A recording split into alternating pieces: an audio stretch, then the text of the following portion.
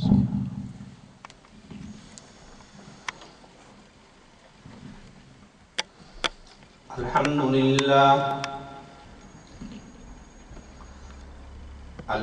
لله الذي هدانا إلى سبيل الهداية والعرفان وجعلنا من أهل الإسلام والإيقان ونشهد أن لا إله إلا الله وحده لا شريك له شهادة بالقلب واللسان ونشهد أن سيدنا ومولانا وإمامنا ومرشدنا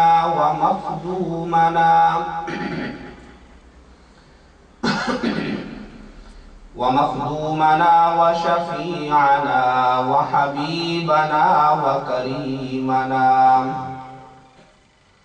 وأفضلنا وأكملنا وأجملنا وسيدنا محمدا عبده ورسوله الذي عرفنا ما يدخلنا الجنان صلى الله تعالى عليه وعلى آله وأصحابه أكمل أهل الإيمان وسلم تسليما كثيرا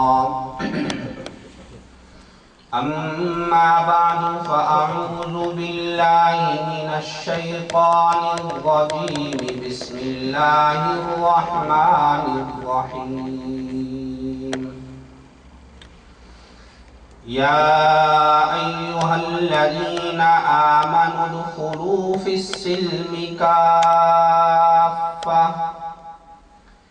ولا تتبعوا خطوات الشيطان إنه لكم عدو مبين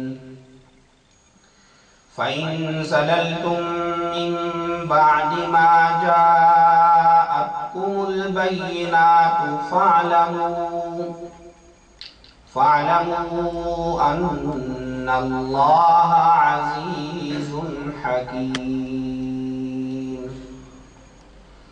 صدق الله العظيم وصدق رسوله النبي الكريم ونحن على ذلك من الشاهدين والشاكرين والحمد لله رب العالمين اللهم صل على محمد وعلى آل محمد كما صليت على إبراهيم وعلى آل إبراهيم إنك حميد مجيد اللهم بارك على محمد وعلى آل محمد كما باركت على إبراهيم وعلى آل إبراهيم إنك حميد مجيد بزرگان محترم اور برادران اسلام، میں نے آپ حضرات کے سامنے قرآن مجید فرقان حمید کی سورۃ البقرہ کی آیت نمبر 208 اور آیت نمبر 209 کی تلاوت کی ہے۔ اللہ رب العزت کی بارگاہ میں دعا ہے کہ اللہ جل جلالہ وعم نوالہ مجھے ان آیات کریمہ کی روشنی میں دین کی صحیح باتیں اخلاص کے ساتھ کہنے کی اور سمجھانے کی توفیق عطا فرمائے،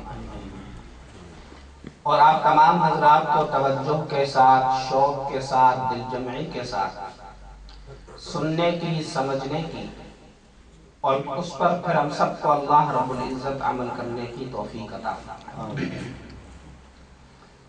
سب سے پہلے تو میں آپ کے اس جذبے پر آپ کو مبارکباد پیش کرتا ہوں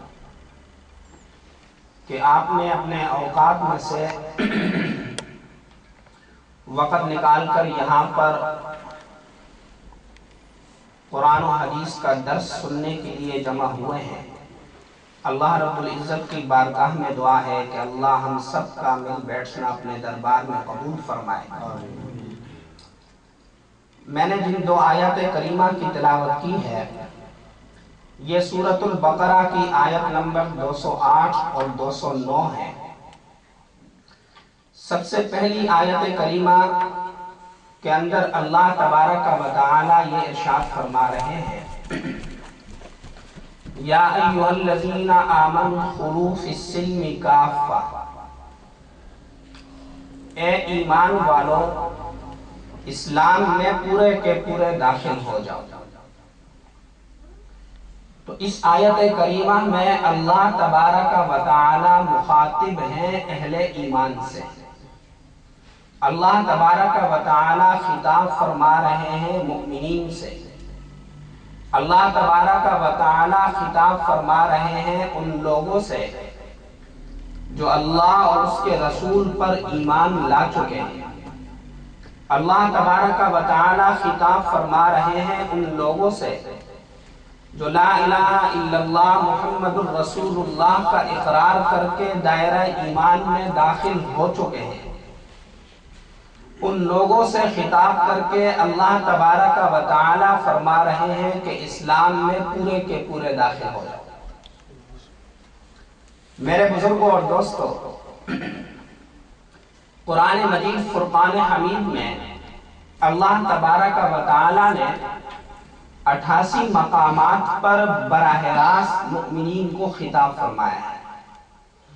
ویسے تو پورا قرآن کریم جناب نبی کریم صلی اللہ علیہ وسلم کے واسطے سے پورے قرآن مجید کے اندر مؤمنین سے خطاب ہے، لیکن براہ راست اللہ تبارک و تعالی نے قرآن مجید فرقان حمید میں 88 مقامات پر مؤمنین سے خطاب فرمایا ہے۔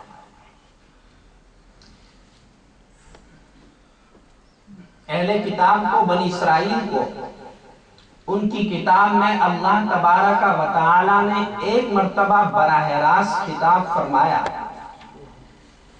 تو وہ اس کی وجہ سے فخر کیا کرتے تھے اور اسے اپنے لیے باعث عزت سمجھتے تھے۔ اور اللہ تبارک و تعالی نے جب انہیں ایک مرتبہ براہ راست کتاب کے اندر خطاب فرمایا تو اسی وجہ سے وہ کہا کرتے تھے کہ نحن ابناء اللہ و احباؤہ، کہ ہم اللہ کے بیٹے اور اس کے محبوب ہیں۔ لیکن امت محمدیہ علی صاحبہ الصلاۃ والسلام کی خصوصیت اور شرف ہے کہ اللہ تبارک و تعالی نے امت محمدیہ کو قرآن کریم فرقان حمید میں ایک جگہ پر نہیں، 2 جگہ پر نہیں، 3 جگہ پر نہیں، 5 اور 10 جگہ پر نہیں، بلکہ 88 مقامات پر براہ راست خطاب فرمایا۔ اس لیے مشہور صحابی اور رئیس المفسرین حضرت عبداللہ ابن مسعود رضی اللہ تعالی عنہ یہ نصیحت فرمایا کرتے تھے کہ جب بھی تم قرآن مجید کی تلاوت کرو یا قرآن مجید کو سنو تو جہاں پر قرآن مجید فرقان حمید میں وہ آیات آئے جن آیات کی ابتدا اللہ تبارک و تعالی نے یا ایھا الذین آمنوا سے کی ہے تو فرمایا کرتے تھے کہ توجہ کے ساتھ بیٹھ جایا کرو، غور کے ساتھ اس کو سنا کرو کہ آگے اللہ تبارک و تعالی براہ راست آپ سے خطاب فرمایا۔ تو یہ بھی وہی آیت کریمہ ہے کہ جس کے اندر اللہ تبارک و تعالی نے مجھے اور آپ کو، ہم سب کو، امت محمدیہ علی صاحبہ الصلاۃ والسلام کو براہ راست خطاب فرمایا۔ چنانچہ فرمایا کہ یا ایھا الذین آمنوا، اے وہ لوگوں جو ایمان لا چکے ہو، ادخلوا فی السلم کافہ، اسلام میں پورے کے پورے داخل ہو جاؤ۔ گویا کہ اللہ تبارک و تعالی مؤمنین سے، اہل ایمان سے یہ فرما رہے ہیں کہ اسلام میں پورے کے پورے داخل ہو جاؤ۔ تو معلوم ہوا کہ ایمان الگ چیز ہے اور اسلام الگ چیز ہے۔ ایمان الگ چیز ہے اور اسلام الگ چیز ہے۔ اب ایمان کیا ہے اور اسلام کیا ہے، اس پر حضرات علماء کرام رحمہم اللہ نے بڑی لمبی بحثیں کی ہیں، لیکن میں آپ کو عام فہم الفاظ میں سمجھانے کی کوشش کروں گا کہ ایمان کس چیز کا نام ہے اور اسلام کس چیز کا نام ہے، اور ایمان اور اسلام میں فرق کیا ہے۔ ایمان نام ہے کسی چیز کو جان لینے، پہچان لینے کے بعد اسے مان لینا، اسے قبول کر لینا، یہ ہے ایمان۔ آپ نے جانا اور پہچانا کہ اللہ تبارک و تعالی وحدہ لا شریک ہے، اس کے ذات میں بھی کوئی شریک نہیں اور صفات میں بھی کوئی شریک نہیں۔ آپ نے جانا اور پہچانا کہ سرکار دو عالم آمنہ کے در یتیم جناب محمد عربی صلی اللہ علیہ وسلم اللہ کے سچے نبی اور پیغمبر اور رسول ہیں،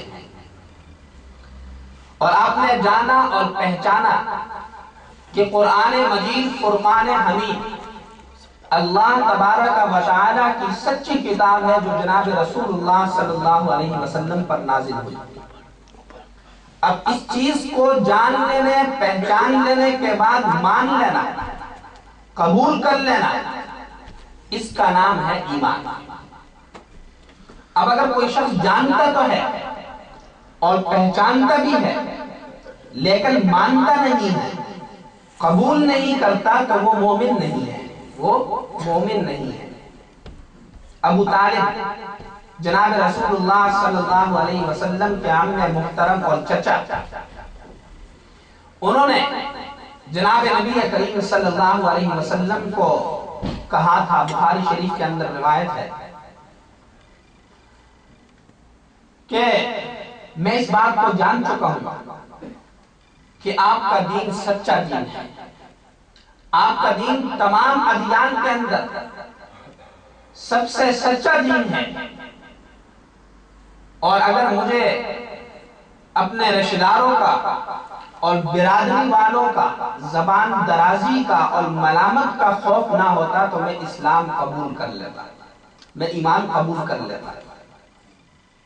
تو ابو طالب نے جان لیا تھا، پہچان لیا تھا کہ یہ دین اسلام سچ ہے، سچا دین ہے، جناب نبی کریم صلی اللہ علیہ وسلم اللہ کے پیغمبر اور رسول ہیں، لیکن جاننے اور پہچاننے کے بعد قبول نہیں کیا، مانا نہیں، تو مومن نہیں ہوئے۔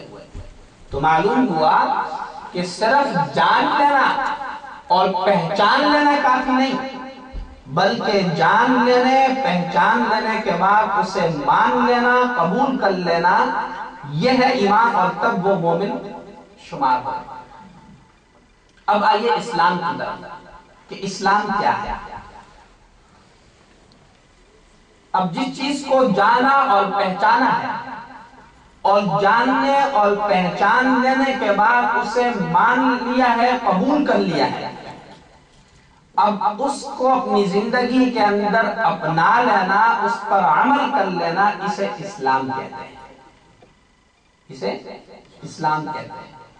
آپ نے یہ مانا ہے اور قبول کیا ہے کہ 5 وقت کی نماز فرض ہے، اب نماز پڑھنا یہ ہے اسلام۔ آپ نے مانا ہے اور قبول کیا ہے کہ رمضان کے روزے فرض ہے، اب رمضان کے روزے رکھ لینا۔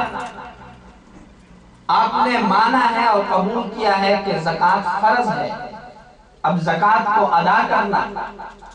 آپ نے جانا اور پہچانا اور مانا ہے اور قبول کیا ہے کہ غیبت حرام ہے، دوسرے مسلمان کو تکلیف دینا حرام ہے، اب اسے نہ کرنا، اس کا نام ہے اسلام، اس کا نام ہے اسلام۔ تو جس چیز کو جانا ہے، پہچانا ہے اور اسے مان لیا ہے، قبول کر لیا ہے، اب اسے اپنی زندگی کے اندر اپنا لینا، اس پر عمل کر لینا، اسے کہتے ہیں اسلام، اسے کہتے ہیں اسلام۔ تو اللہ تبارک و تعالی یہ ارشاد فرما رہے ہیں کہ اے ایمان والو، اسلام میں پورے کے پورے داخل ہو جاؤ، اسلام میں پورے کے پورے داخل ہو جاؤ۔ جس چیز کو تم نے مانا ہے، جس چیز کو تم نے قبول کیا ہے، تم نے اس بات کا اقرار کیا ہے اور اس بات کو قبول کیا ہے کہ اللہ، اس کے رسول جناب نبی کریم صلی اللہ علیہ وسلم کے تمام احکامات پر عمل کروں گا، ان کی تمام تعلیمات پر عمل کروں گا، تو اب اسے اپنی زندگی کے اندر اپناؤ۔ سر تسلیم خم ہے جو مزاج یار میں آئے، اب اللہ کے حکموں کو مان لینا، اللہ کے حکموں کے آگے سر جھکا لینا، یہ ہے اسلام۔ اللہ کا کوئی بھی حکم آئے، جناب نبی کریم صلی اللہ علیہ وسلم کی کوئی بھی تعلیم ہو، اس کے آگے سر جھکا لینا، اسے کہتے ہیں اسلام۔ اس کا مطالبہ کیا جا رہا ہے۔ اب چاہے وہ حکم عقل میں آئے یا نہ آئے، اس کی حکمت سمجھ میں آئے یا نہ آئے، اس کی مصلحت سمجھ میں آئے یا نہ آئے، ایک مومن اور ایک مسلمان کا کام یہ ہے کہ وہ اللہ اور اس کے رسول کے حکموں کے آگے سر جھکا لے۔ میرے بزرگوں اور دوستوں، اللہ تبارک و تعالیٰ نے، بات لمبی ہو جائے گی لیکن میں مختصراً عرض کر رہا ہوں کہ اللہ تبارک و تعالیٰ نے علم کے 3 ذریعے دیے ہیں۔ ایک علم کا ذریعہ ہے حواس خمسہ۔ بسا اوقات انسان علم حاصل کرتا ہے آنکھ کے ذریعے سے، کسی چیز کو دیکھ لیتا ہے اور دیکھنے کے بعد اسے علم حاصل ہوتا ہے، اور بسا اوقات انسان کو علم حاصل ہوتا ہے کان کے ذریعے سے۔ اب آپ میری گفتگو سن رہے ہیں، کان کے ذریعے سے آپ کو علم حاصل ہو رہا ہے، اور بسا اوقات انسان کو علم حاصل ہوتا ہے ناک کے ذریعے سے، سونگنے کے ذریعے سے۔ انسان کسی چیز کو سونگتا ہے کہ اس کی خوشبو اچھی ہے یا نہیں، اسے علم حاصل ہوتا ہے۔ بسا اوقات انسان کو علم حاصل ہوتا ہے چکھنے کے ذریعے سے، زبان کے ذریعے سے، کہ یہ چیز میٹھی ہے یا کڑوی ہے، اس کا ذائقہ اچھا ہے یا اچھا نہیں ہے۔ اور بسا اوقات انسان کو علم حاصل ہوتا ہے چھونے کے ذریعے سے، ہاتھ کے ذریعے سے۔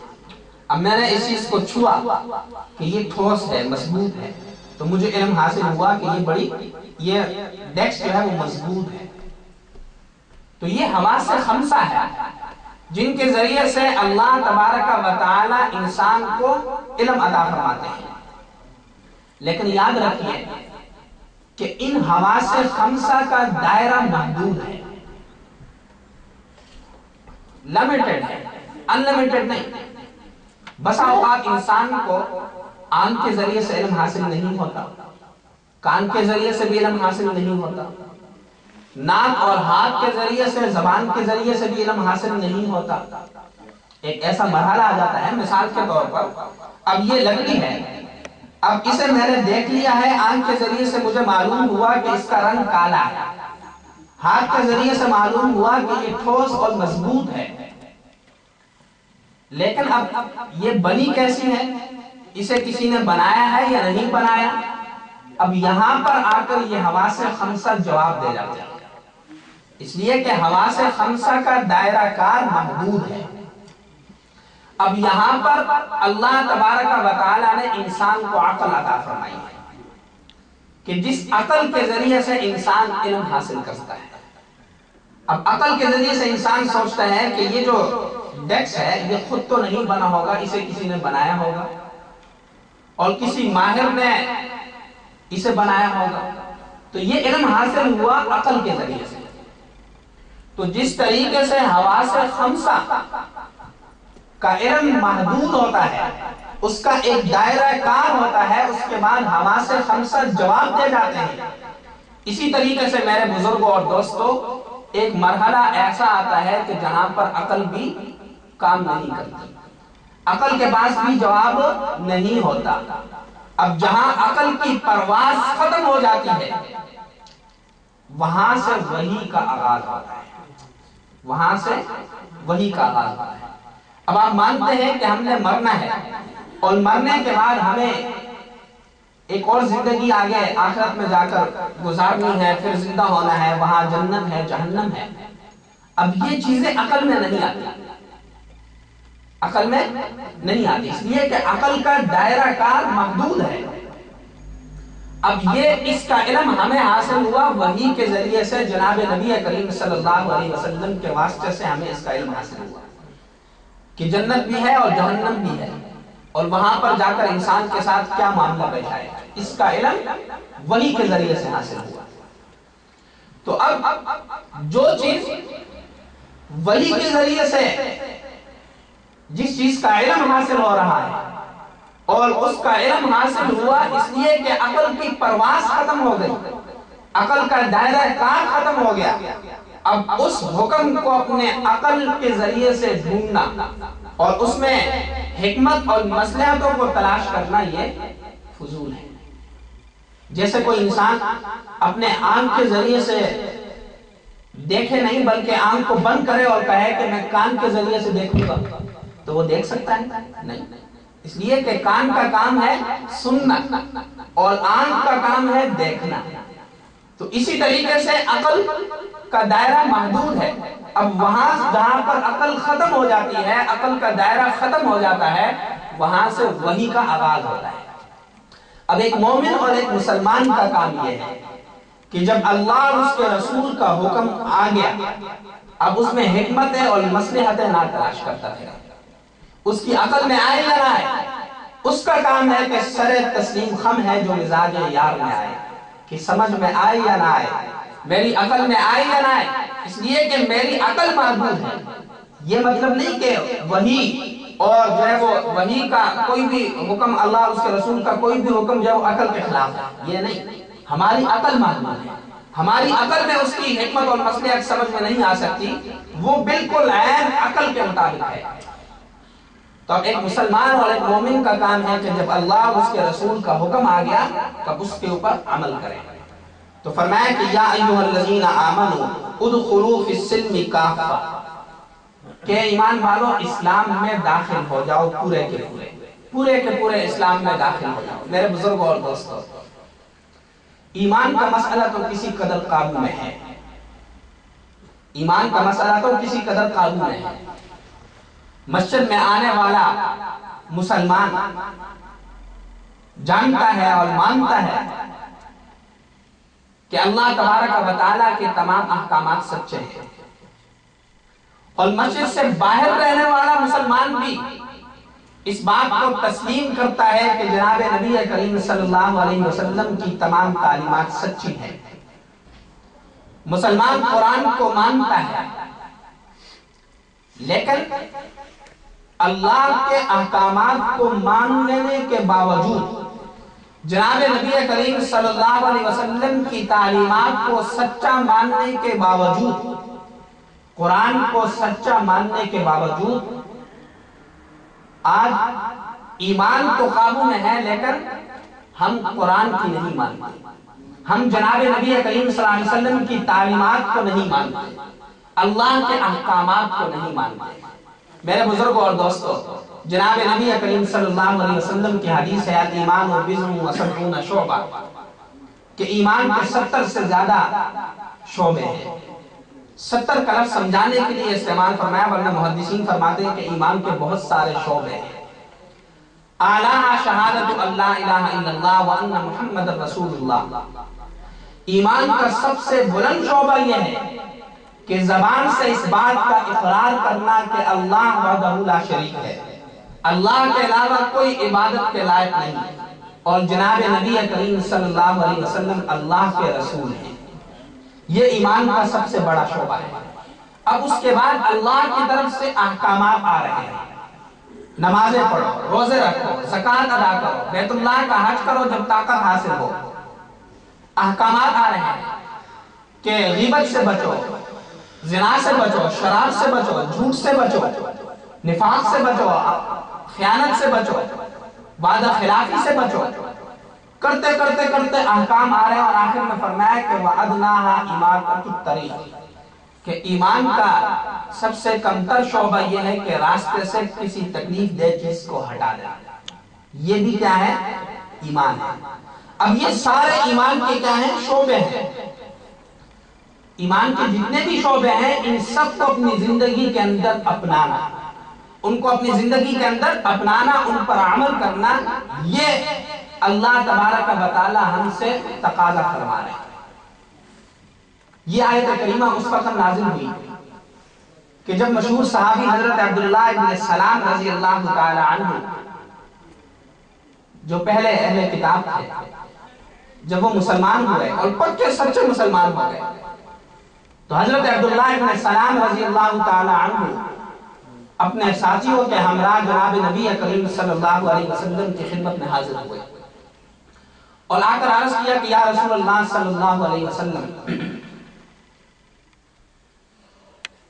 हमने कभी जिंदगी में ऊंट का गोश्त नहीं खाया, इसलिए कि शरीयत मूसविया में, मूसा अलैहिस्सलाम की शरीयत में ऊंट के गोश्त को नहीं खाया जाता था, वो उसे खाना हलाल नहीं समझते थे। ये अलग बात है कि हलाल था, हराम नहीं था, इसलिए कि अल्लाह तबारक व तआला ने इरशाद फरमाया, लेकिन वो ये समझते थे कि हमारी शरीयत में ऊंट का गोश्त खाना हलाल नहीं है। तो हजरत अब्दुल्लाह इब्न सलाम रजी अल्लाह तआला अन्हु ने जनाब नबी करीम सल्लल्लाहु अलैहि वसल्लम की खिदमत में हाजिर होकर अर्ज किया कि या रसूलल्लाह सल्लल्लाहु अलैहि वसल्लम, हमने जिंदगी भर कभी ऊंट का गोश्त नहीं खाया, इसलिए हमारी तबीयत ऊंट का गोश्त खाने को पसंद नहीं करती। हम अगरचे मानते हैं कि ऊंट का गोश्त खाना हलाल है, इस पर हमारा ईमान है, लेकिन क्या करें कि तबीयत पसंद नहीं करती। इसी तरीके से उन्होंने एक और दरखास्त की कि या रसूलल्लाह सल्लल्लाहु अलैहि वसल्लम, हम इस बात को मानते हैं, जानते हैं कि जुमा का दिन ताज़ीम का दिन है शरीयत इस्लामिया में, लेकिन शरीयत मूसविया में हफ्ते का दिन ताज़ीम का दिन था। तो इसलिए अगर हम मानते हैं कि जुमा का दिन ताज़ीम वाला है, लेकिन चूंकि पुरानी बातें हैं, तो इसलिए हमें इजाजत दे कि हम हफ्ते का दिन भी ताज़ीम, हफ्ते का दिन की भी ताज़ीम कर लिया करें। तो ये दो दरखास्तें आकर उन्होंने जनाब नबी करीम सल्लल्लाहु अलैहि वसल्लम की खिदमत में पेश की। हुजूर ने सुना, कुरान करीम की आयत नाज़िल हुई, फरमाया अल्लाह तबारक व तआला ने कि या अय्युहल्लज़ीना आमनु दुखुलू फिस्सिल्मि काफ़ा, ए ईमान वालों, इस्लाम में पूरे के पूरे दाखिल हो जाओ। ए अब्दुल्लाह इब्न सलाम, तुम अगर इस बात को तस्लीम करते हो और इस बात को मानते हो कि ऊंट का गोश्त खाना हलाल है, सिर्फ जुमे के दिन की ताज़ीम है, लेकिन फरमाया कि सिर्फ मान लेना काफी नहीं, बल्कि जिन चीजों को शरीयत ने हलाल किया है उनको हलाल समझकर उनके साथ हलाल वाला मामला करना, और जिन चीजों को शरीयत ने हराम किया है उन चीजों को हराम समझकर उसके साथ हराम वाला मामला करना पड़ेगा। ये नहीं चलेगा कि कुछ वो बातें तस्लीम करें और कुछ जो है वो इस्लाम की बातें, आधा तीतर आधा बटेर, कि इबादत भी करें और अल्लाह भी राजी हो, राम भी राजी हो, दूसरे लोग भी खुश हो, ऐसा काम नहीं चलेगा। ईमान को कबूल किया है तो पूरा का पूरा इस्लाम में दाखिल होना पड़ेगा। इस्लाम की जितनी तालीमात हैं, इस्लाम के जितने अहकामात हैं, उन सब को अपनी जिंदगी के अंदर अपनाना होगा, उन्हें तस्लीम करना होगा। मेरे बुजुर्गों और दोस्तों, अब यहां पर जरा गौर कीजिए, जरा इसको यूं समझिए कि अल्लाह तबारक व तआला ने जो दीन नाजिल फरमाया है, اور جناب نبی کریم صلی اللہ علیہ وسلم کی جو تعلیمات ہیں اس کی روشنی میں ذرا یوں سمجھیں کہ مدینہ کی زندگی میں، مدنی دور میں جناب نبی کریم صلی اللہ علیہ وسلم نے مسلمانوں کو الگ تہذیب اختیار کرنے کا حکم دیا، الگ تہذیب دی، الگ کلچر دیا۔ اس وقت مدینہ کے اندر جو تہذیب تھی کہ یہود رہا کرتے تھے، بلکہ اس وقت معاشرے میں پوری دنیا میں 4 قسم کی تہذیبیں تھیں۔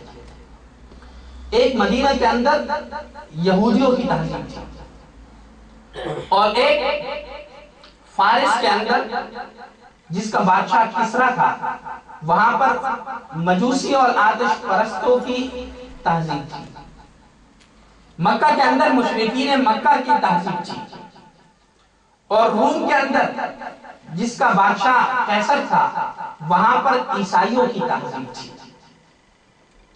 اب اگر ہم ذرا اسلام کے احکامات کا مطالعہ کریں اسی آیت کریمہ کی روشنی میں، اس آیت سے بھی یہی معلوم ہو رہا ہے کہ اسلام مذہب کے معاملے میں، دین کے معاملے میں بڑا حساس ہے۔ اسلام نے اپنے احکامات اور اپنی تعلیمات کو دوسروں کے مذاہب اور دوسروں کی تہذیب اور کلچر سے دور رکھا ہے، اپنی الگ تہذیب دی ہے۔ چنانچہ اگر آپ مکہ کے اندر مشرکین مکہ کی تہذیب کو دیکھیں تو مشرکین مکہ کے ہاں یہ تہذیب تھی کہ جب بچہ پیدا ہوتا تھا تو جب اس کا عقیقہ کرتے تھے تو اس وقت اس کے خون کے اندر روئی کو ڈبو کر اس کے ماتھے پر لگایا کرتے تھے۔ تو جناب نبی کریم صلی اللہ علیہ وسلم نے تعلیم دی کہ نہیں، ایسا کرنے کی اسلام میں اجازت نہیں۔ تم عقیقے کے موقع پر روئی کو خون کے اندر ڈبونے کے بجائے، روئی کو خون کے اندر ڈبونے کے بجائے اسے جو ہے وہ کسی اور چیز میں ڈبو کر جو ہے وہ ماتھے پر لگاؤ۔ خون میں ڈبونے کی اجازت نہیں ہے۔ اس تہذیب سے الگ رکھا مسلمانوں کو۔ پھر دوسری طرف آپ دیکھیے کہ حضرت عبداللہ ابن عمر ابن عاص رضی اللہ تعالی عنہ فرماتے ہیں کہ میں ایک مرتبہ جناب نبی کریم صلی اللہ علیہ وسلم کی خدمت میں حاضر ہوا، اور میں نے زرد رنگ کے کپڑے پہنے ہوئے تھے۔ تو حضور نے مجھے دیکھا اور دیکھ کر عتاب والے انداز میں فرمایا کہ عبداللہ ابن عمر ابن عاص، کیا یہ کپڑے تمہیں تمہاری ماں نے پہنائے ہیں؟ تو حضور کا یہ عتاب والا انداز سن کر میں نے عرض کیا کہ یا رسول اللہ صلی اللہ علیہ وسلم، اس کے رنگ کو اتار دو، اس لیے کہ کچا رنگ ہوتا تھا، اتر جایا کرتا تھا۔ تو حضور نے فرمایا کہ نہیں، بلکہ اس کپڑے کو جلا دو، اس کپڑے کو جلا دو۔ تو معلوم ہوا کہ جناب نبی کریم صلی اللہ علیہ وسلم اس معاشرے کے اندر جو تہذیب تھی وہ خاص قسم کے لوگ پہنا کرتے تھے، اس سے دور رکھ رہے ہیں کہ مسلمانوں تم اپنی تہذیب الگ اختیار کرو، تمہیں اس کی نقل کرنے کی اجازت نہیں ہے۔ اسی طریقے سے پھر آئیے کہ حضرت عمر فاروق رضی اللہ تعالی عنہ، مشہور صحابی حضرت عمر فاروق رضی اللہ تعالی عنہ، جن کے بارے میں جناب نبی کریم صلی اللہ علیہ وسلم نے فرمایا کہ اگر میرے بعد کوئی نبی ہوتا، لو کان بعدی نبی لکان عمر، کہ اگر میرے بعد کسی نبی نے آنا ہوتا تو وہ حضرت عمر ہوتے، لیکن میرے بعد کسی نبی نے نہیں آنا۔ نبوت کا سلسلہ جناب نبی کریم صلی اللہ علیہ وسلم پر ختم ہو چکا ہے، حضور کے اوپر نبوت کا سلسلہ ختم ہو چکا ہے، اب اس کے بعد کوئی نبی نہیں ہو سکتا۔ جب حضرت عمر فاروق رضی اللہ تعالی عنہ جیسا صحابی رسول نبی نہیں ہو سکتا تو 1400 سال کے بعد مرزا غلام قادیانی کیسا نبی ہو سکتا ہے؟ حضرت عمر فاروق رضی اللہ تعالی عنہ کے بارے میں آتا ہے کہ وہ ایک مرتبہ جناب نبی کریم صلی اللہ علیہ وسلم کی خدمت میں حاضر ہوئے، اور انہوں نے تورات سے ایک دعا نوٹ کی تھی اور وہ دعا یاد کر لی تھی۔ انہوں نے آ کر وہ دعا جناب نبی کریم صلی اللہ علیہ وسلم کی خدمت میں سنائی، تو حضور اقدس صلی اللہ علیہ وسلم نے عتاب فرمایا، تیری ماں تجھ کو روئے کیا تمہارے لیے کتاب اللہ کافی نہیں؟ کیا تمہارے لیے قرآن کریم کافی نہیں؟ اب حضرت عمر فاروق جیسا صحابی، اس کا تو دین اسلام سے دور ہونے کا سوال ہی نہیں پیدا ہو سکتا، لیکن جناب نبی کریم صلی اللہ علیہ وسلم فرما رہے ہیں کہ نہیں، تورات سے دعا یاد کرنے کی ضرورت نہیں، بلکہ تمہارے لیے کتاب اللہ ہی کافی ہے۔ تو معلوم ہوا کہ شریعت اسلامیہ میں جناب نبی کریم صلی اللہ علیہ وسلم نے ایک الگ تہذیب دی، اور اس وقت معاشرے کے اندر جو 4 قسم کی تہذیبیں تھیں اس سے دور رکھنے کا حکم دیا۔ جیسے عبادات کے اندر دیکھ لیں، عبادات کے اندر کہ فرمائے کہ تم سحری کیا کرو، سحری کے فضائل بیان فرمائے، اس لیے کہ اہل کتاب کے ہاں وہ سحری نہیں کیا کرتے تھے، تو فرمایا کہ تم سحری کیا کرو، سحری کی ترغیب دی گئی۔ افطار کے اندر فرمایا کہ جلدی کرو، اس لیے کہ اہل کتاب کے ہاں یہ تھا کہ جتنا لیٹ اور تاخیر سے افطاری کرو گے اتنا ثواب زیادہ ہوگا، لیکن فرمایا کہ نہیں، اسلام کے اندر یہ ہے کہ جلد جیسے ہی سورج غروب ہوا فوراً افطاری کرو، اگر تاخیر کی تو روزہ مکروہ ہو جائے گا۔ عبادتوں کے اندر بھی اسلام نے ان سے دور رکھنے کی کوشش کی ہے۔ پھر اسی طریقے سے گھر کو دیکھ لیں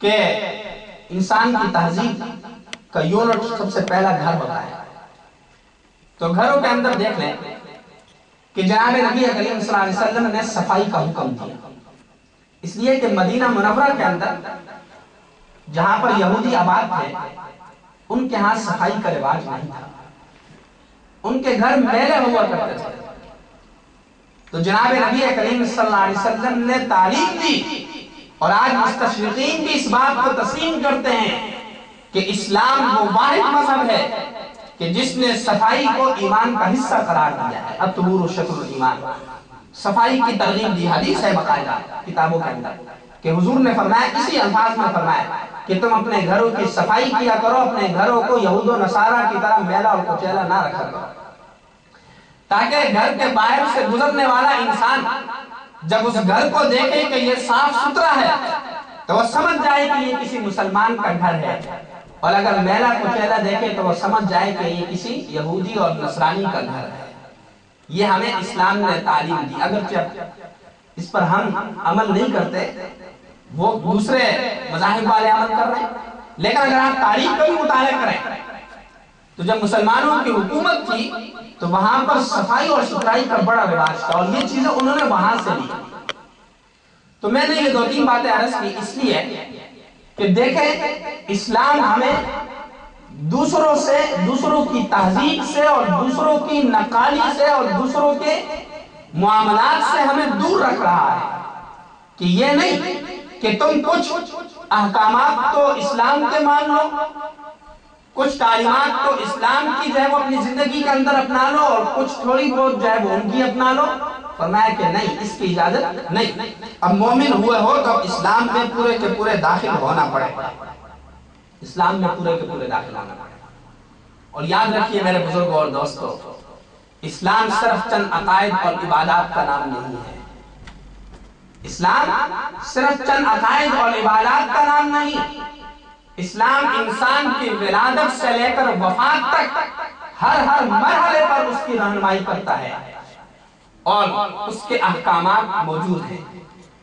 اسلام نام ہے عقائد، عبادات، معاملات، شریعت اور اخلاق کا، ان 5 کا نام دین ہے، اور جب مسلمان ان 5 شعبوں کو اپنی زندگی کے اندر اپنائے گا تو تب وہ مسلمان ہے، تب وہ دیندار ہے، ورنہ اگر ایک انسان صرف عقائد کی حد تک عقیدوں کو تسلیم کرے، عبادات بھی کرے، لیکن اس کے معاملات درست نہ ہو، بازار میں جائے تو جھوٹ بولے، خرید و فروخت میں جو ہے وہ خیانت ہو، دھوکہ ہو، معاملات اس کی درست نہ ہو، اس کی معاشرت درست نہ ہو، اس کے اخلاق درست نہ ہو، تو وہ کامل دیندار نہیں ہو سکتا۔ وہ ہاں اسے عبادت گزار تو کہہ سکتے ہیں، لیکن اسے دیندار اور مسلمان نہیں کہہ سکتے۔ پکا مسلمان بننے کے لیے اسلام کے تمام شعبوں پر عمل کرنا پڑے گا، اللہ کا خوف اپنے دل کے اندر پیدا کرنا پڑے گا۔ وہ مشہور واقعہ حضرت عمر فاروق رضی اللہ تعالیٰ عنہ کا کہ راستے میں سفر پر تھے، ایک چرواہے سے ملاقات ہوئی۔ حضرت عمر فاروق رضی اللہ تعالیٰ عنہ کے پاس کھانا ختم ہو چکا ہے۔ چرواہے سے کہا کہ مجھے دودھ پیش کر دو، اس لیے کہ عرب کے ہاں یہ رواج تھا کہ مہمان کو جب کوئی مسافر ہوتا ہے تو اسے دودھ دے دیا کرتے تھے۔ تو چرواہے نے کہا کہ ان بکریوں کا مالک میں نہیں ہوں، ان بکریوں کا مالک میں نہیں ہوں، اس کا مالک کوئی اور ہے، اس لیے میں تمہیں دودھ نہیں دے سکتا۔ تو حضرت عمر فاروق رضی اللہ تعالیٰ عنہ نے اسے فرمایا کہ دیکھو ایک معاملہ کرتے ہیں کہ تم مجھے ایک بکری بیچ دو، میں تمہیں پیسے دے دیتا ہوں، تمہیں پیسے مل جائیں گے اور مجھے بکری مل جائے گی، اور رہی بات مالک کی تو جب وہ پوچھے تو تم کہہ دینا کہ ایک بکری تھی اسے بھیڑیا کھا گیا، یہ عام طور پر ہوا کرتا تھا، تو مالک تمہاری بات کو تسلیم کر لے گا۔ تو اس چرواہے نے اس وقت حضرت عمر فاروق رضی اللہ تعالیٰ عنہ کی یہ بات سن کر اس نے آگے سے کہا کہ یا امیر المومنین، نہیں وہ تو جانتا نہیں تھا کہ امیر المومنین ہے، اس نے کہا کہ اے مسلمان آدمی کہ تم یہ جو کہہ رہے ہو کہ میرے مالک کو پتہ نہیں چلے گا، فَأَيْنَ اللَّهِ، اللہ کہاں پر ہے؟ اللہ تو جانتا ہے اس بات کو۔ حضرت عمر فاروق نے فرمایا کہ جب تک تمہارے جیسے انسان اس روئے زمین پر موجود ہے عدل و انصاف کبھی ختم نہیں ہوگا۔ یہ ہے اسلام۔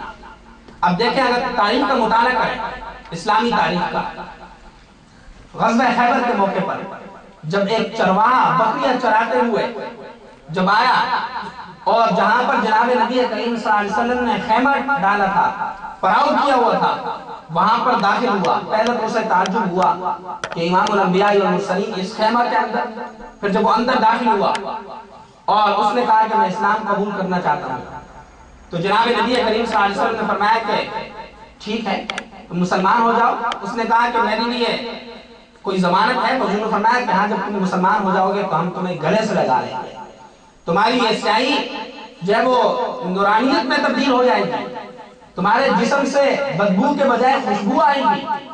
تو وہ مسلمان ہوا۔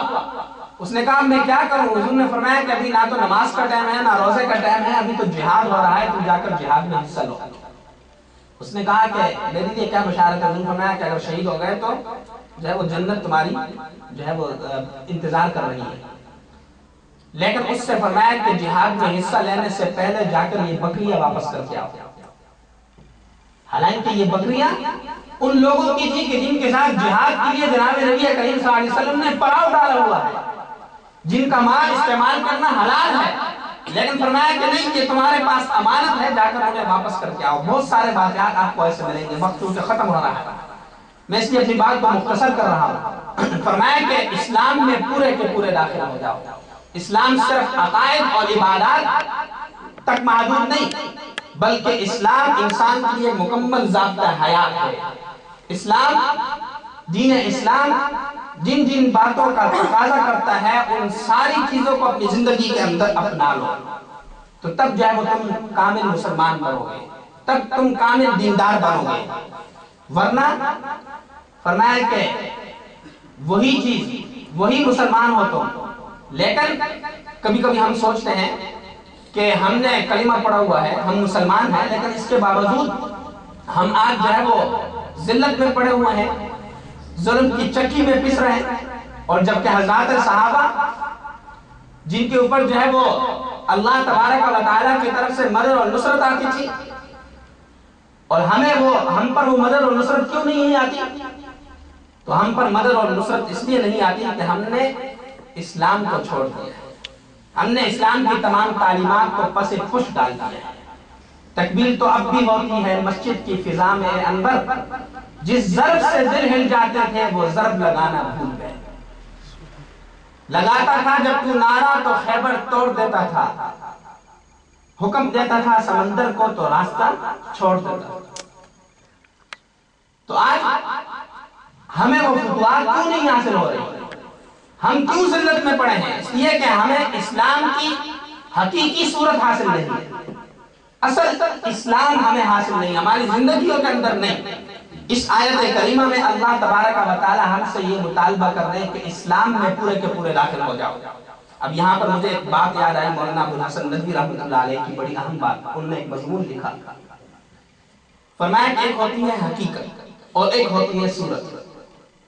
آپ دیکھتے ہیں کہ جو ہے وہ پھل اور پھول جو ہے وہ اس کی صورت ہوتی ہے بسا اوقات، لیکن اس صورت کے اندر وہ ذائقہ اور وہ خوشبو نہیں ہوتی جو اصل پھل اور پھول کے اندر ہوتی ہے، وہ ذائقہ اور وہ مزہ نہیں ہوتا۔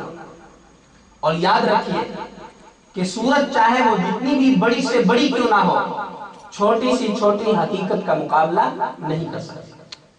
اب ایک جو ہے وہ چمڑے کے اندر، شہد کے چمڑے کے اندر بھوسا ڈال دو اور شہد بنا دو، لیکن اب چھوٹا سا بچہ جا کر اسے پش کرے گا تو وہ گر جائے گا، اس لیے کہ وہ بچہ حقیقت ہے، چھوٹا ہے لیکن حقیقت ہے، اور وہ شہد اگرچہ بڑا دکھائی دے رہا ہے لیکن وہ صورت ہے۔ تو بڑی سی بڑی صورت چھوٹی سی چھوٹی حقیقت کا مقابلہ نہیں کر سکتی۔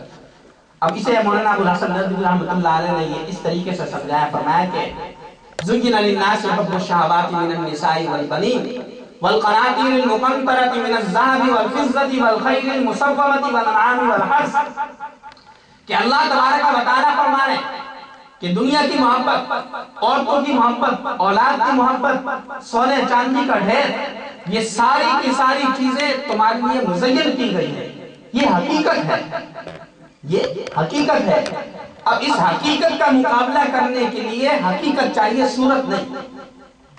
اب حضرات صحابہ کو ایمان کی اصل حقیقت حاصل تھی، اس لیے جب ان کے سامنے یہ چیزیں آ جاتی تو وہ مغلوب ہو جاتی، اس لیے کہ انہیں ایمان کی اصل حقیقت حاصل تھی۔ لیکن آج ہمارا ایمان کہیں مال و دولت سامنے آ جائے تو ہمارا ایمان ختم ہو جاتا ہے، کہیں ہم بیوی کے آگے جو ہے وہ سر جھکا دیتے ہیں، کہیں ہم اولاد کے آگے سر جھکا دیتے ہیں، کہیں ہم جو ہے وہ دوسری چیزوں کے آگے سر جھکا دیتے ہیں، اس لیے کہ ہمیں ایمان کی حقیقت حاصل نہیں۔ ایمان کی صورت تو حاصل ہے لیکن ایمان کی حقیقت حاصل نہیں۔ حضرات صحابہ کو ایمان کی حقیقت حاصل تھی، اس لیے وہ فتح پا رہے تھے۔ تو اس لیے اس آیت کریمہ کے اندر ہم سے یہ مطالبہ کیا جا رہا ہے کہ یا ایھا الذین آمنوا ادخلوا فی السلم کافہ، اے ایمان والو اسلام میں پورے کے پورے داخل ہو جاؤ، اسلام کی تمام تعلیمات کو اپنی زندگی کے اندر اپنا لو، اسلام کی حقیقت کو حاصل کرو۔ اگرچہ صورت بھی اچھی ہے لیکن اصل مطلوب اور مقصود جو ہے وہ ایمان کی حقیقت ہے۔ لیکن میرے بزرگوں اور دوستوں، آج ہم مسلمان اسلام پر عمل نہیں کر رہے۔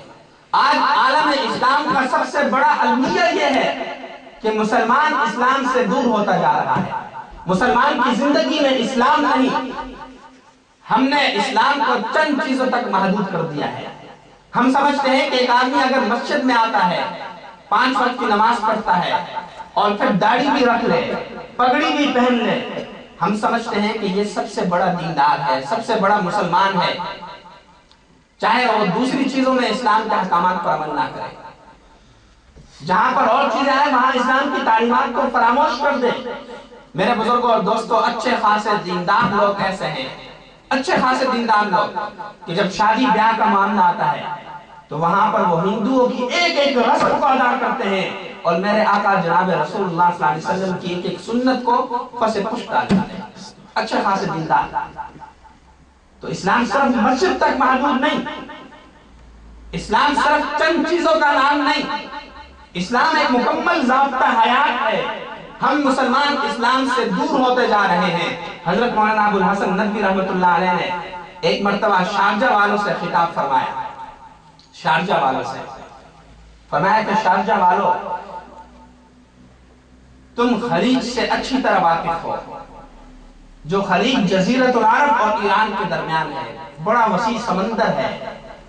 فرمایا کہ تم سے زیادہ اس خلیج سے کوئی واقف نہیں ہے جو جزیرۃ العرب اور ایران کے درمیان ہے، لیکن فرمایا کہ شارجہ والوں، میں تمہیں اس بھیانک خلیج سے روشناس کروا رہا ہوں، تمہیں بتلا رہا ہوں کہ جو خلیج اس جزیرۃ العرب اور ایران کے درمیان یہ جو وسیع سمندر ہے، اس خلیج سے بھی بڑا خلیج ہے۔ فرمایا کہ وہ خلیج ہے آج اسلام اور مسلمانوں۔ کہ آج مسلمانوں کے درمیان اور اسلام کے درمیان بہت بڑی خلیج ہے. آج مسلمان اسلام سے دور ہوتے جا رہے ہیں. مسلمانوں نے اسلام کو اپنی زندگی کے اندر اپنانا چھوڑ دیا ہے. یہ اس سے بھی بڑی خلیج ہے. اور میں وہ واقعہ عرض کر دوں جو ہمارے حضرت مفتی اعظم پاکستان حضرت ہمارے استاد حضرت مفتی محمد رفیع عثمانی صاحب دامت برکاتہم العالیہ نے سنایا بیانات کے اندر. اللہ تبارک و تعالیٰ ان کی عمر میں برکت ہی برکت عطا فرمایا. ان کا سایہ ہم پر تادیر قائم و دائم رکھے عافیت کے ساتھ. انہوں نے فرمایا توجہ کے ساتھ میرے بزرگوں اور دوستوں بات سننے کی ہے. فرمایا کہ ہم کینیڈا گئے اور کینیڈا میں ہم ایک سکھ کے ہوٹل میں گئے کھانا کھانے کے لیے. ایک سکھ کے ہوٹل میں کھانا کھانے کے لیے گئے. جب ہم کھانا سے فارغ ہو چکے تو وہ سکھ ہماری خدمت میں حاضر ہوا اور اس نے کہا کہ میں مسلمان ہونا چاہتا ہوں, مجھے کیا کرنا پڑے گا؟ تو ہم نے کہا کہ تم غسل کرو اور اس کے بعد تمہیں کلمہ پڑھنا پڑے گا, پھر اس کے بعد تم مسلمان ہو جاؤ گے. تو آگے میرے بزرگوں اور دوستوں توجہ کے ساتھ سنیں. اس سکھ نے آگے سے کہا کہ ہاں میں اسلام سے متاثر ہوں, میں اسلام قبول کرنا چاہتا ہوں, لیکن میں مسلمان نہیں بننا چاہتا. مجھے کوئی ایسا راستہ بتائے کہ میں اسلام کو قبول کر لوں لیکن مجھے مسلمان نہ کہا جائے. اس لیے کہ ہمارے اس ملک کے اندر جب میں مسلمانوں کے کردار اور معاملات کو دیکھتا ہوں تو مجھے شرم آتی ہے کہ میں اپنے آپ کو مسلمان کہلاؤں. میں اپنے آپ کو مسلمان کہلاؤں, مجھے شرم آتی ہے. اور پھر مجھے اپنے استاد محترم حضرت مفتی محمد رفیع عثمانی صاحب دامت برکاتہم کی وہ بات اچھی طرح نقش ہے. جب میرا دارالعلوم کراچی میں پہلا سال تھا, انہوں نے مجھے اچھی طرح وہ بات یاد ہے, وہ جگہ بھی یاد ہے کہ جہاں پر میں بیٹھا تھا. مجھے وہ بات کبھی نہیں بھول سکتی. حضرت نے ایک دفعہ بڑے اطاعت میں آ کر غصے میں آ کر فرمایا تھا کہ آج کفار اور کافر دائرہ اسلام میں داخل ہونا چاہتے ہیں. کافر اسلام کے دروازے پر کھڑے ہیں لیکن ان کے اسلام میں داخل ہونے کے لیے سب سے بڑی رکاوٹ خود مسلمان ہیں. آج سب سے بڑی رکاوٹ ہم ہیں. آج اگر ہم اپنی زندگیوں کو درست کر لیں, آج اگر ہماری زندگی اللہ اور اس کے رسول کے تمام احکامات کے مطابق گزرنا شروع ہو جائے, ہماری زندگی حضور کے اسوہ حسنہ کے مطابق ہو جائے, تو پھر کوئی میڈیا بھی کوئی بھی کسی کو اسلام سے دور نہیں کر سکتا بشرطے کہ ہم خود اسلام کے اوپر عمل کرنے والے بن جائیں. آج جب مسلمانوں سے غیر مسلموں کو کیا فائدہ ہوگا؟ ایمان قبول کرنے کے بعد اس کے بہت سارے احکام ہیں. ایمان تو جڑ ہے, اس کے بعد اس کی شاخیں ہیں, درخت ہیں, پھل فروٹ ہیں. آج جب وہ شاخیں اور پھل اور فروٹ ہمیں حاصل نہیں تو اس درخت کے نیچے آ کر کون بیٹھنا پسند کرے گا؟ آج جب غیر مسلموں کو ہم سے فائدہ حاصل نہیں ہو رہا تو وہ کیسے اسلام میں داخل ہوں گے؟ وہ کیسے مسلمان بننا چاہیں گے؟ یہاں پر میں یہ بھی عرض کر دوں کہ بہت سے لوگ کہتے ہیں, یہ سوال ایک اشکال کیا جاتا ہے, یہ عام سی بات ہے کہ اسلام تلوار کے زور سے پھیلا. نہیں, اسلام تلوار کے زور سے نہیں پھیلا, بلکہ اسلام تو اپنی حقانیت کے بل بوتے پر پھیلا ہے. اسلام کے اندر ایک کشش ہے, ایک خوشبو ہے. اسلام تو اس وقت پھیلا کہ جب جناب نبی کریم صلی اللہ علیہ وسلم بے سر و سامان تھے. جب جناب نبی کریم صلی اللہ علیہ وسلم اسلام کی دعوت دینے کے لیے نکلتے تھے تو بسا اوقات کئی دن ایسے گزرتے تھے کہ آپ سے کوئی مسکرا کر بات نہیں کیا کرتا تھا. اس وقت تو مسلمانوں کے پاس کہاں تھی تلوار؟ جو 5 سے 6 لاکھ مسلمان ہوئے ان میں سے کوئی بھی ایسا نہیں تھا. میں 5 سے 6 لاکھ اس لیے کہہ رہا ہوں کہ حجۃ الوداع کے موقع پر 1,40,000 صحابہ موجود تھے. لیکن یاد رکھیے کہ سارے کے سارے گھر حج کے لیے نہیں جا سکتا, ان میں کچھ لوگ گھروں کے اندر بھی رہے ہوں گے. اس لیے فرمایا کہ 5 سے 6 لاکھ جو مسلمان ہوئے ان میں کوئی ایک بھی ایسا نہیں کہ جس پر اسلام کو قبول کرنے کے لیے جبر کیا گیا ہو, جس کو اسلام کو قبول کرنے کے لیے اس پر زبردستی کی گئی ہو. کوئی بھی ایسا نہیں, بلکہ ازالت الخفاق کے اندر حضرت شاہ ولی اللہ رحمۃ اللہ علیہ نے لکھا کہ حضرت عمر فاروق رضی اللہ تعالیٰ عنہ کے زمانے میں ان کا ایک غلام تھا جس کا نام وسیق تھا. وہ کتابت کیا کرتا تھا, آپ کے لیے کام کرتا تھا. آپ اس کی امانت اور دیانت سے بڑے خوش تھے. وہ غیر مسلم تھا, مسلمان نہیں تھا. اور آپ چاہتے تھے کہ وہ مسلمان ہو جائے، لیکن آپ نے اسے ایک دن فرمایا کہ وسیع، اگر اسلام کے اندر جبر اور زبردستی ہوتی تو میں تمہیں مجبور کرتا کہ تم اسلام میں داخل ہو جاؤ، لیکن اسلام کے اندر زبردستی اور جبر نہیں ہے۔ اسلام حضرات صحابہ کی تجارت کے ذریعے سے پھیلا، حضرات صحابہ کے معاملات کے ذریعے سے پھیلا۔ ہاں، ہم یہ کہتے ہیں کہ اسلام کو روکنے کے لیے، اسلام کا راستہ روکنے کے لیے تو جبر کیا گیا ہے، اس کے لیے تو تلوار استعمال کی گئی، لیکن اسلام کو پھیلانے کے لیے تلوار نہیں استعمال کی گئی۔ آپ پورے اسلامی تاریخ میں کوئی ایسا واقعہ نہیں دکھا سکتے کہ جہاں پر کسی کو زبردستی مسلمان کیا گیا ہو۔ اسلام کے اندر جبر اور زبردستی نہیں ہے۔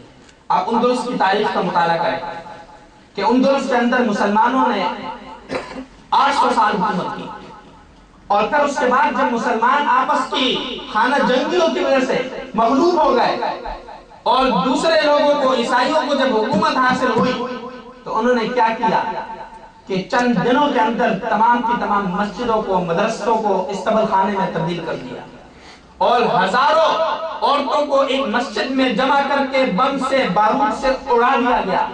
اور پھر چند دنوں کے بعد اس اندلس کے اندر جس پر مسلمانوں نے 800 سال حکومت کی تھی، وہاں پر کوئی بھی مسلمان نہیں بچا۔ میرے بزرگوں اور دوستوں، اسلام کی یہ تعلیمات نہیں ہے۔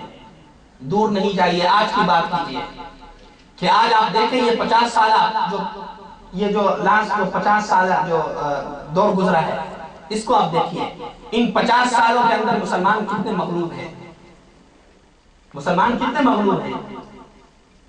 لیکن یہ سروے بتاتا ہے، تحقیق یہ بتاتی ہے کہ ان 50 سالوں کے اندر اسلام صرف 10% نہیں، 20، 30، 40% نہیں، مسلمانوں کے تعداد میں 235% اضافہ ہوا ہے۔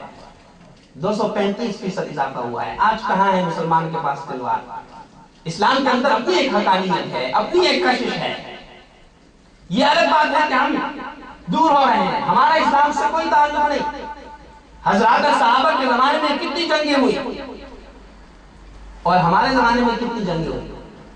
مجھے تو یاد نہیں کہ کوئی جنگ ہوئی ہو، لیکن کیا بات ہے کہ آج جب مسلمان کو دیکھتے ہیں غیر مسلم تو وہ کہتے ہیں کہ دہشت گرد آ رہے ہیں، اور حضرات صحابہ جنہوں نے جنگوں میں حصہ لیا، جنگیں کی، اور ان کی محنت سماجت کی جاتی تھی کہ آؤ ہمارے علاقے کو فتح کر لو، اس لیے کہ ان سے کچھ مل رہا تھا۔ آج مسلمان لینے والا ہے، دینے والا نہیں۔ تو میرے بزرگوں اور دوستوں، میں اپنی بات کو ختم کرتا ہوں کہ آج اسلام کی حقیقی اسلام کی ضرورت ہے، حقیقی اسلام کو اپنانے کی ضرورت ہے۔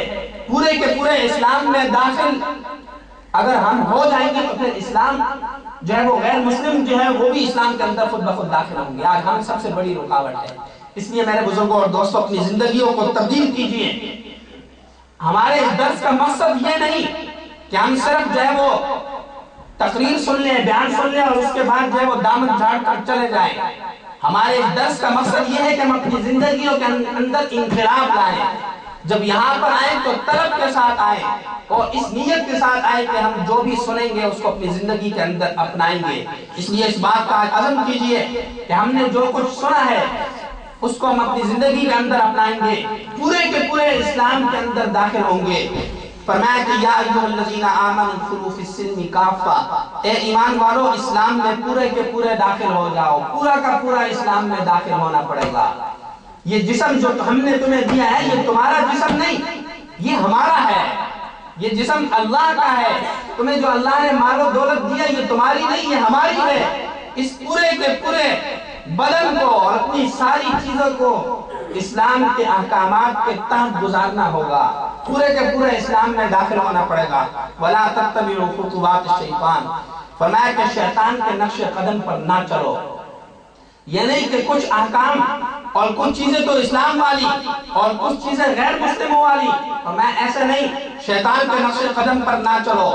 یقیناً اِنَّهُ لَكُمْ عَدُوٌّ مُّبِينٌ، یقین جانو کہ وہ تمہارا کھلا دشمن ہے۔ فَإِن زَلَلْتُم مِّن بَعْدِ مَا جَاءَتْكُمُ الْبَيِّنَاتُ، فرمایا کہ پھر جو روشن دلائل تمہارے پاس آ چکے ہیں، اگر تم ان کے بعد بھی راہ راست سے پھسل گئے تو فَاعْلَمُوا أَنَّ اللَّهَ عَزِيزٌ حَكِيمٌ، فرمایا کہ یاد رکھو کہ اللہ اقتدار میں بھی کامل ہے اور اللہ حکمت میں بھی کامل ہے۔ اللہ ہی عزت دینے والا ہے، اللہ ہی جو ہے وہ غالب کرنے والا ہے۔ اگر ان چیزوں کو سمجھنے کے بعد بھی اگر تم نے اپنی زندگیوں کو چینج نہیں کیا تو فرمایا کہ اللہ غالب بھی ہے اور حکمت والا بھی ہے۔ اللہ کا عذاب بھی آ سکتا ہے، اللہ ذلت میں بھی مبتلا کر سکتا ہے، اور حکمت والا بھی ہے کہ بسا اوقات اللہ تبارک و تعالی حکمت اور مصلحت کے ساتھ عذاب کے اندر تاخیر فرماتے ہیں۔ اس کا یہ مطلب نہیں ہوتا کہ عذاب نہیں آئے گا۔ دعا فرمائیں کہ اللہ تبارک و تعالی مجھے بھی اور آپ کو بھی اور ہم سب کو دین کے تمام احکامات پر عمل کرنے کی توفیق عطا فرمائے، اور دین کے تمام احکامات کو اپنی زندگی کے اندر اپنانے کی توفیق عطا فرمائے۔ وآخر دعوانا الحمدللہ رب العالمین۔ تشریف رکھیں، یہ ہمارے مدرسے کا ایک طالب علم ہے، یہ بیان کرے گا تھوڑا سا مختصر سا۔